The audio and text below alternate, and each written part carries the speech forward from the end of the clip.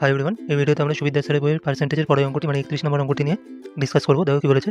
এক ব্যক্তির বর্তমান বেতন হচ্ছে 10,000 টাকা। পরপর 3 বছর বেতন যথাক্রমে 10%, 20% ও 30% বৃদ্ধি হলে 3 বছর পর তার বেতন কত হবে তা নির্ণয় করতে বলেছে।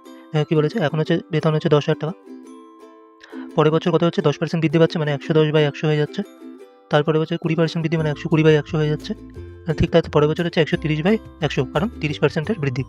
দেখো যে কাটাকুটি যায়, 0 0 গেল, এই 0 0 গেল, 2 দিয়ে কাটলে 6, 2 দিয়ে কাটলে 5, এই 0 এই 0 গেল, এই 0 দিয়ে এই 0 কাটা গেল, এই 0 দিয়ে এই 0 কাটা গেল, 5 দিয়ে এটা কাটলে হচ্ছে 20, তাহলে হচ্ছে 20 × 6 হচ্ছে 120, 120 × 11 হচ্ছে 1320, তার সাথে আবার 13 দিয়ে গুণ, 13, তাহলে হচ্ছে 13 দিয়ে গুণ করলে 13 0, 13 × 0 করলে 0, 13 দিয়ে গুণে 26, 6, হাতে করে 2, 13 13 169 প্লাস 2 হচ্ছে 171, মানে এটি হয়ে যাবে আমাদের উত্তর।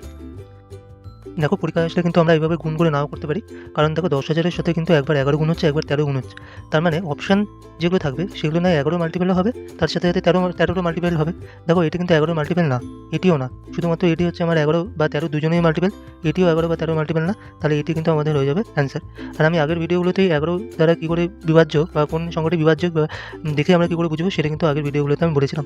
মানে কী করে বুঝবো সেটা হচ্ছে যেমন 17160, তার যে অড পজিশনের যে ডিজিটগুলো মানে 1 + 1 + 0 সেটাই হচ্ছে 2 হয়ে যাচ্ছে।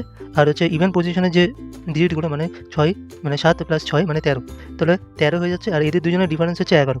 তো আমি বলেছিলাম যখনই অড পজিশনের যে ডিজিটগুলো থাকবে তাদের সাম মাইনাস ইভেন পজিশনের যে ডিজিটগুলো থাকবে তাদের যে ডিফারেন্স সেটি অলওয়েজ 0 বা 11 দ্বারা, 11 যদি মানে 0 হতে হবে বা 11 কোনো মাল্টিপল যদি হয় তাহলে কিন্তু সংখ্যাটি 11 দ্বারা বিভাজ্য। তাই এখান থেকে দেখতে পাচ্ছি যে শুধুমাত্র এই অপশনটি সেই ক্রাইটেরিয়া ম্যাচ করছে, তাই এটি কিন্তু আমাদের সম্ভাব্য উত্তর। ধন্যবাদ।